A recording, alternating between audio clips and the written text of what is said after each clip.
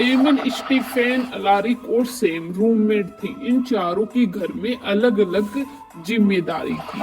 टेमन एक अच्छा रसोइया था। उसकी जिम्मेदारी चारों के लिए भोजन पकाना था। स्टीफन का काम कपड़े धोने का था।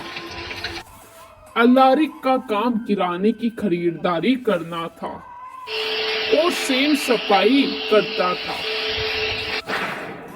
एक दिन जब अलारिक किराने का सामान के लिए सुपरमार्केट में गया तो उसे किसी ने गोली मार दी। डिटेक्टिव मोहिल तुरंत अपराध स्थल पर पहुंचे। मोहिल ने अलारिक के बारे में जानकारी हासिल की और उसके घर पहुंच गया। अन्य 3 रूममेट वहां मौजूद थे। मोहिल ने उनसे पूछताछ की। पहले ने कहा, मैं खाना पकाने में व्यस्त था, खाना तैयार है। स्टीफन, मैं कपड़े धोने का काम कर रहा था। दूसरे दोस्त सेम ने कहा, घर वास्तव में गड़बड़ था, मतलब सफाई कर रहा था मैं।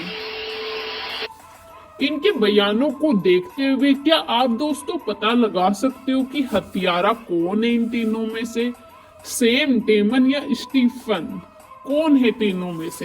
तो दोस्तों अगर हम इनकी बातों को ठीक से सुनते हैं तो जो सेम था वो घर सफाई कर रहा था, स्टीफन कपड़े धोने का काम कर रहा था और टेमन खाना पकाने में व्यस्त था। तो कौन हो सकता है हत्यारा? क्या लगता है दोस्तों इन तीनों में से? सोचिए सोचिए।